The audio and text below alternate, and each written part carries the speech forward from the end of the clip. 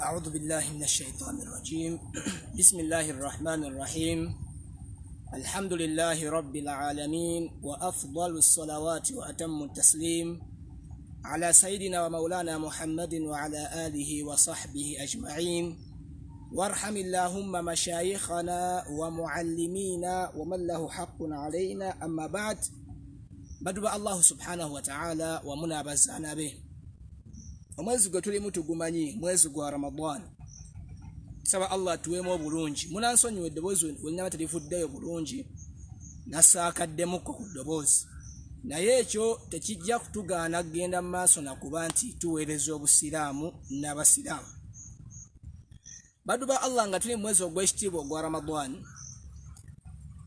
twagala twejjukanyeyo katono nnyo mu bufunze ensonga ezimu nabbi mu hadithi yagamba la yazalu nnas bi khair abantu tebagenda kulekayo kubeera na bulungi abantu tebagenda kulekayo kubeera na ssanyu abantu tebagenda kulekayo kubeera mu bulungi na mirembe ma'ajjalul fitra ebbanga lye banaamalanga bangwiriza okusiibulukuka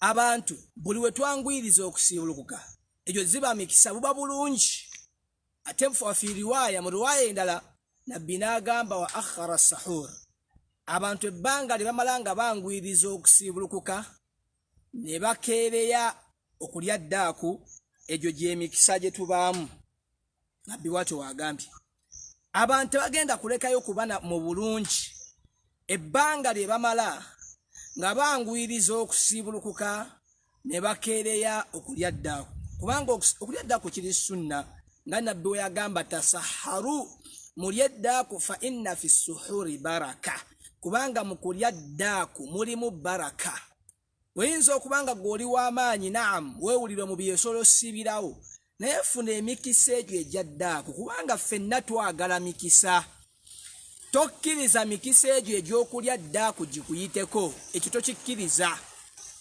kati ebbanga ly'omala ng'oyagala emikisa n'obanga owulira gw'olina amaanyi osobola okusiibirawo nga tolidde ddaaku yadde wakiriko nywayo amazzi osobola okufuna emikisa egyo osobola okufuna empeereezo ez'okulya ddaaku abaddu ba Allahu subhanahu wa ta'ala musomo gwaffe ogw'olwaleero gugenda kubaamu amasala amatonotono tutandise bwe tuti omuntu senga akala omuntu abadde alya ddaaku washakka n'abuusabuusa tuluu'i lfajiri n'abuusabuusa nti emmambya esaze oba tennaba omuntu yalidde ddaaku naye abuusabuusizza nalidde ddaaku eyo emmambya yabadde esaze oba yadde tennaba kubanga ffenna tukimanyi nti eddaaku eggwako kasita emmambya esala eddaaku eggwako kasita emmambya esala Allah mu Qur'an yagamba wakulu washrabu hatta yatabayyana lakum al-khaytul abyad min al-khaytil aswad min al-fajr mulya munywe okutuusa emmambya weenasala mu bufunze kwe kuvunula kwa aya mulye munywe okutuusa emmambya weesala emmambya weesala omuntu aba takyakkirizibwa kulya kunywa nakukola byonna ebitta okusiiba ng'okwegatta kasita emmambya esala oba tokyakkirizibwa kati okusiiba kutandika ddi min tuluu'i lfajiri kasita emmambya esala okusiiba kuba kutandise okusiiba ne kuggwako ddi min ghurubi shamsi ila ghurubi shamsi paka enjuba weegwayo enjuba kasita egwayo okusiiba kuba kuwedde kati nabbi yagamba Allah yatugamba mu Qur'ani mulya munywe hatta yatabayyana lakum al-khaytul abyad paka emmambya weenasala kakati omuntu abuusabuusizza nalidde emmambya esaze oba tennaba olunaku lwe luba lutuufu oba luba lufu teekayo obwongo owulirize bulungi omusomo guno ngenda gukola nga mufunda naye gulimu amakulu mangi era wenna abaagulabye abaaguwuliriza sala amagezi gonna ogusheyaringe gweyongereyo empeerezo ozifune olw'ensonga nti abantu bangi oba oli awo ebintu bino bibasumbuwa lwakuba nti ffe ennaku zino baatugondezaamu baatuwassaawo era kalenda zifuluma olunaku naye ng'ekiri sunna olyenga otunulire emmambya. Kati abantu bintu bino byatawaanya nnyo n'olwekyo biwulirize ng'otaddeyo obwongo bwo olabe ng'omusomo gwonna osooka ogumaleko oguwulirize bulungi nga egunaabeera onaaba olina ekibuuzo okibuuze tujja kuba tukuddamu biiznillahi taala. Ate omala ogongereyo nga tonnaana guwuliriza sooka ogongereyo ezo empeera zifune mu mwezi guno ogwa Ramadani. Nabbi mu hadithi emu yagamba addalla ala alkhayri kafaa'ilihi, omuntu alagirira eri ekirungi abanga akikoze. Kati buli oyongerayo kitegeeza nawe oyongeddeyo bulungi. Yenna abadde atawaanyizwa mu masala gano n'agatereeza gwafuna empeera. N'olwekyo buli olwolaba owantu w'osobola okufunira empeera teweeremesa ku bantu ozifuna naddala mu mwezi guno gwa Ramadani. Omuntu abuusabuusizza abaffe nagenza okulya ddaaku emmambya yabadde esaze oba yadde tennaba. Olunaku lwo luba lutuufu. Naye byange ngenda bagamba ebyange tebiba bya bigambo bugambo bibaako obujulizi. Olunaku lwo luba lutuufu lutya. Tulina qaida zaffe ze nakugamba ffe abafuqaha. Tuba ne qaida ku kutambuliza fiqhi ne hadithi ne aya n'ebirala. Tulina qaida egamba al-yaqini la yuzalu bishak. Okubuusabu ekintu kyokakasa toyinza kukijjawo na kubuusabuusa. Okakasa ati nagenza okulya obudde bwadde bukyali kiro, ekyo kyo kikakasa. Kati obuusabuusizza ddala emmambya yabadde esaze oba tennaba naye nga kyo wakakasizza nti obudde bwadde bukyali kiro bwadde tubona wakkirira ku makya, ekyo kyo kikakasa. Naye ate obuusabuusizza ku mmambya yabadde kugamba obuusabuusizza bwadde bukedde oba nedda, ekyo kyo kibuusabuusa. Naye kyokakasa mu mutima nti bo bwabadde kiro, kyo kisookera ddala eyo qaida eri awo.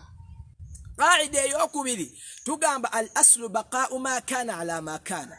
Eyo qaida al aslu baqaa'u ma kaana ala ma kaana, nti ensibuko ekintu tukibala nga we mu mbeera gye kibaddemu bubadde budde kiyo siwe kiri ffe tubala nti ekiro kyabadde kikyaliko kubanga ye aslu nti obudde bwabadde kiro.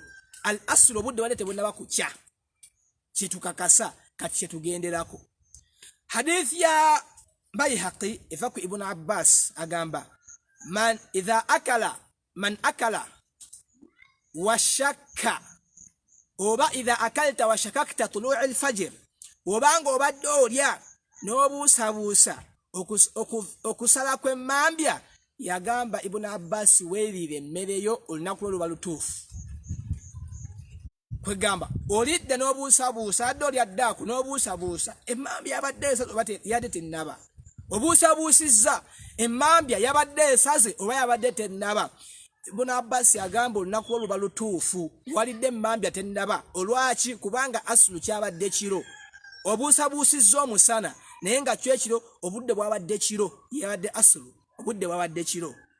Kati ffe katambule n'ekiro kubanga baqaa'u ye asulu yabaddewo, yensibuko yabaddewo nti obudde bwadde kiro.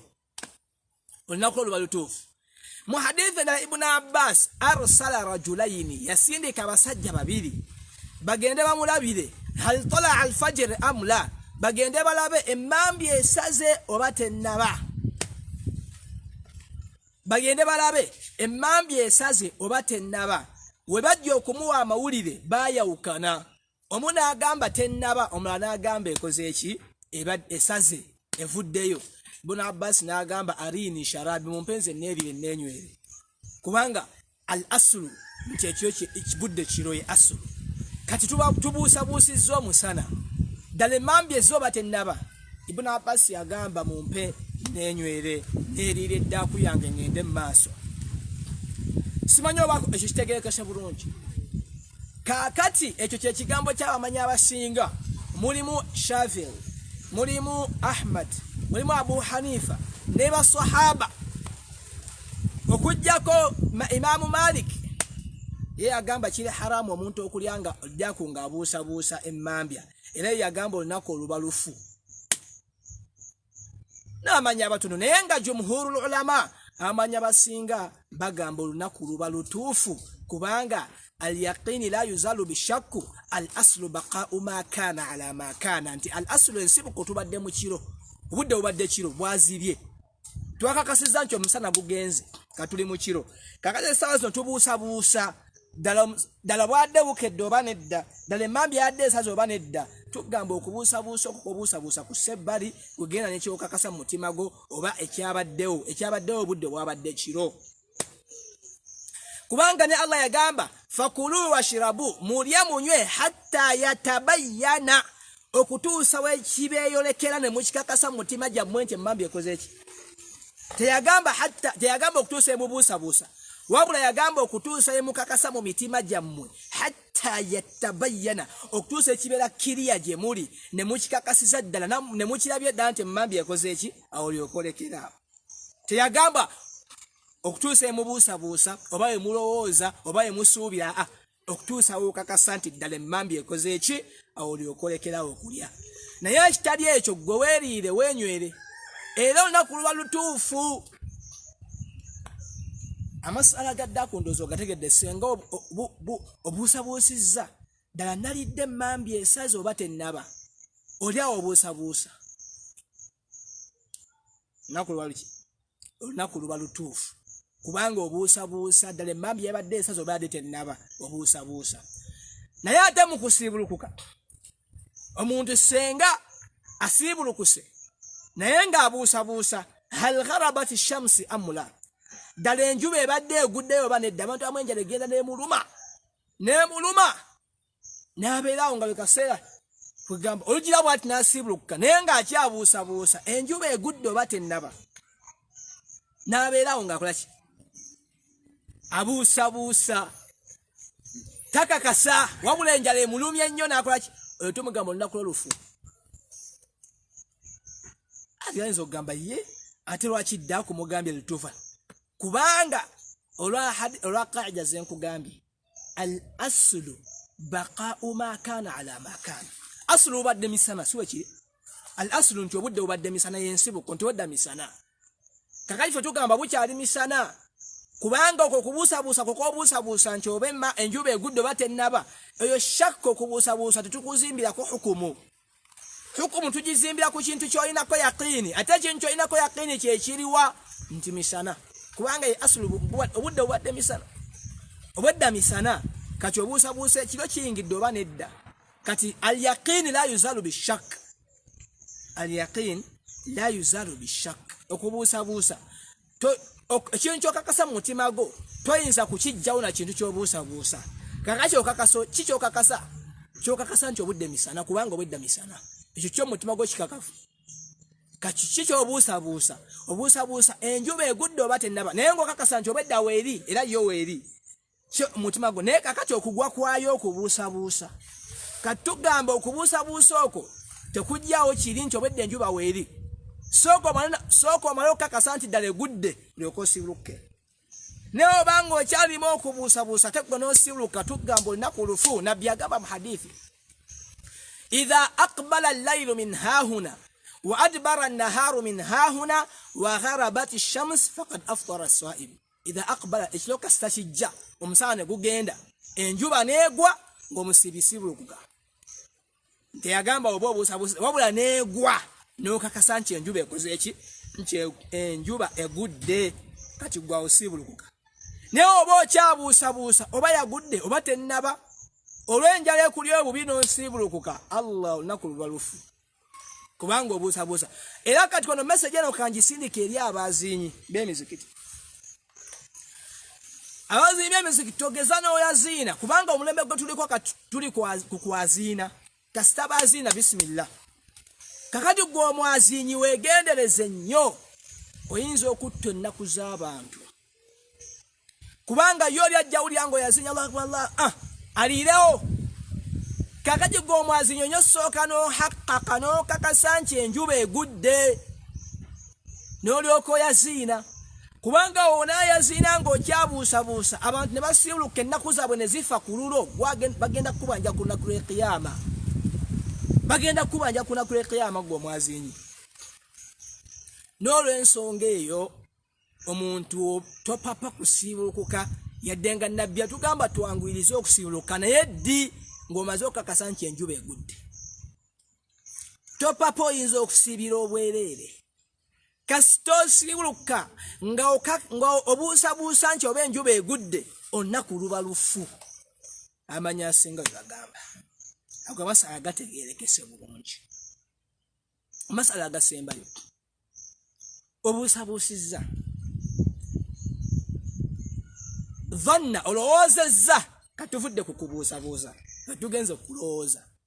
Omuntu abadde ali awo fadhanna n'alowooza nti emmamba tennaba kusala ali mu kulya yalowooza emmamba tennakola ki kusala agenza okugira bweti fabaana khilaafuhu agenza okulaba nga emmamba esaze olunaku lwe lulamula lutya.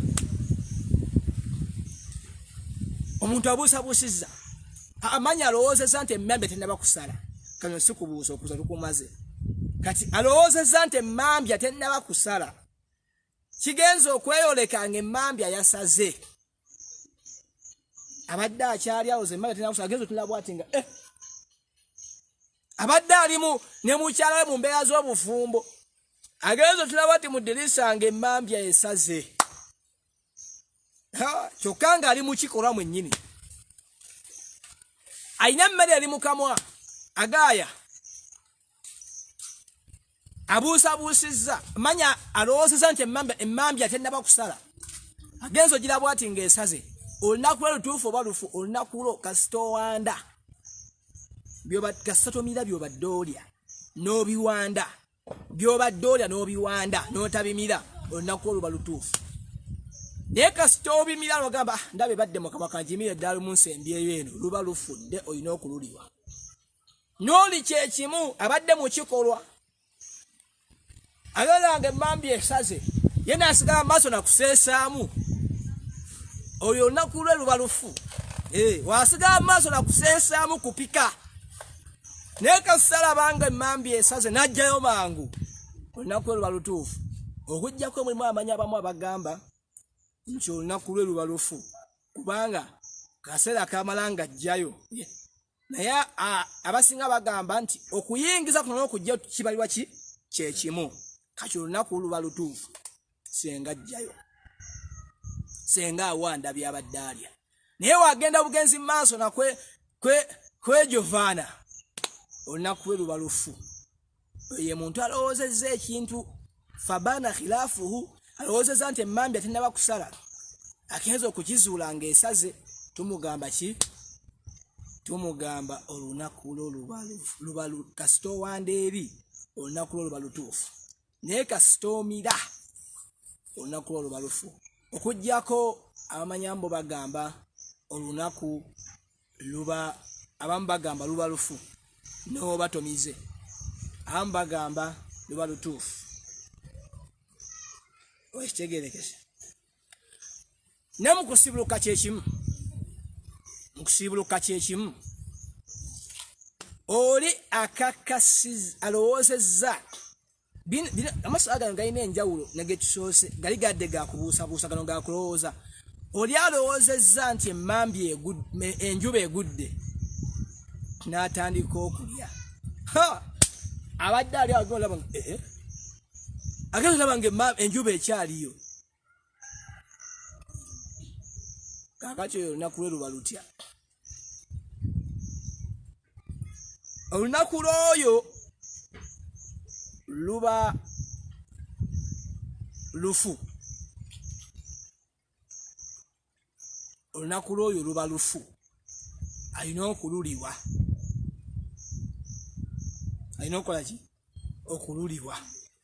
Hadith eva kuwekitiibwa bamuyita Ali bin Hanzala atumiza nga hadith ajja ku taata we nga tugamba taata we yali mukwano nnyo gwa Umar. Olunaku lumu anna Umara mazimata Umar akala yalya yasiibulukuka.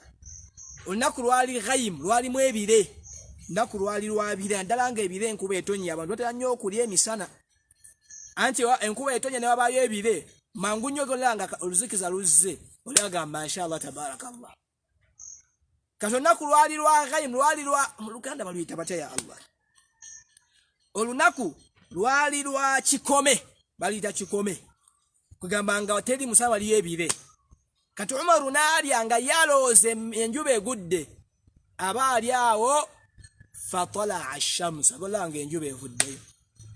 Ng'ebyo bibadde bigikwesi.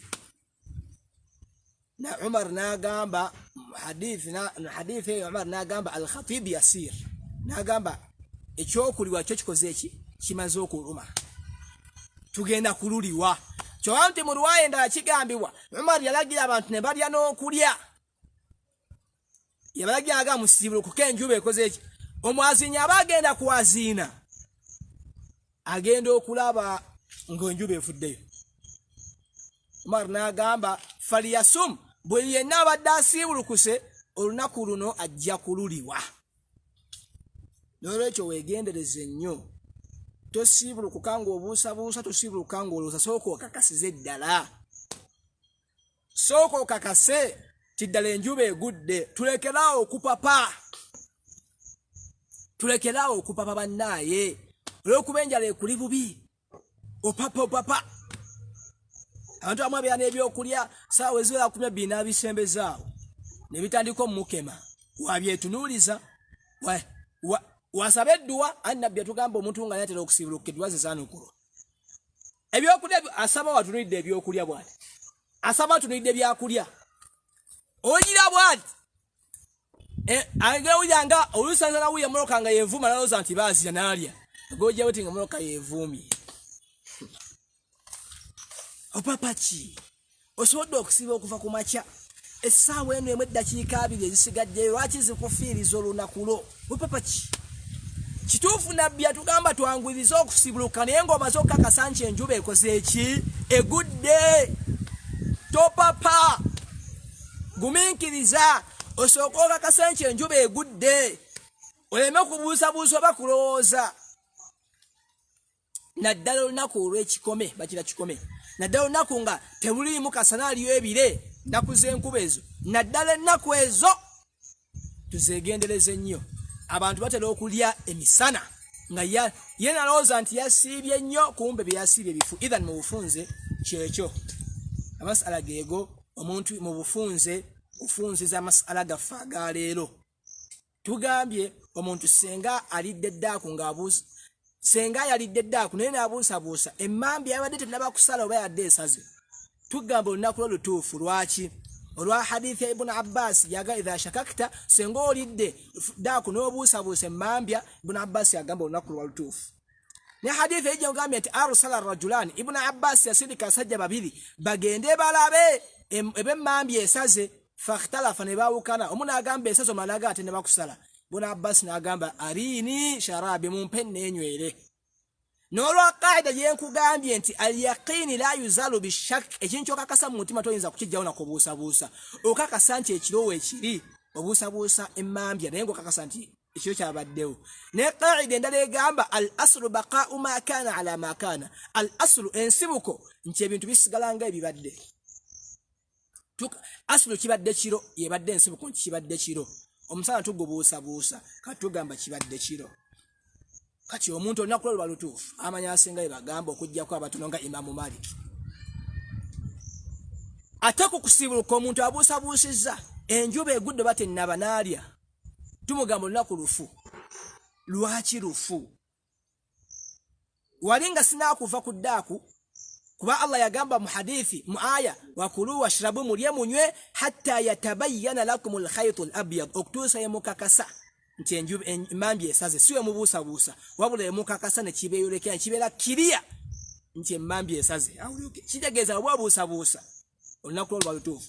Kyokka ate mu kusiibuluka luba lufu kasita obuusabuusa n'olya naye ng'obuusabuusa enjuba egudde bati nawe luba lufu.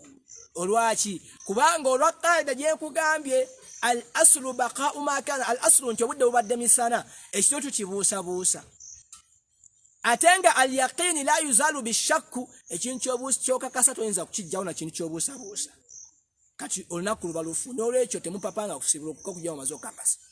Ago amasala tugamaze amasala amaga tutunulidde senga oli alowoozezza kintu ne kyoleka nga kirala alowooza nti emambya tennaba kusala n'alya abadde akyali agenzo laba ng'esaze tumugamba byobadde eby'omukama biwande olunaku lutuufu naye obimira luba lufu oli abadde ali mu kikolwa na mukyala we bali mu kwegatta alowooza emambya tennaba kusala agenzo tula mu ddiisa ng'esaze ng'ate akyali munda tumugamba jjayo mubashara jjayo mangu kasitookere wamu olunaku luba lufudde amanya asinga ye bagamba abamu ne bagamba luba lufu ate okusibuluka oli alowoozezza nti enjuba egudde agenza okulaba nga nasibulukuka agenza okizuula nga tennaba kugwa olunaku luba lufu kyati Umar radiyallahu anhu wakyo yakola olunaku lumu lwa ghaim lwali lwa kikome n'alowooza nti enjuba egudde fa aftara nasibuluka n'agenda n'abantu ne basibulukuka omwazinyi aba agenda kwazina enjuba n'evaayo Umar n'agamba yenna aba asibulukuse asiibe olunaku aliwo olunaku olwo amasala bwe gatyo gabadde ayagala okwongera okugagaziwamu genda mu kitabo kya Majmu' Sharh al-Muhadhab ogende mu kitabo kya Mughni ekya Ibn Qudama n'ebitabo ebirala ojja kwongera okuba nti ogaziwa mu masala ago wallahu a'lam bannange ge masala wa sallallahu ala sayyidina Muhammadin wa ala alihi wa sahbihi wa sallam walhamdulillahi rabbil alamin.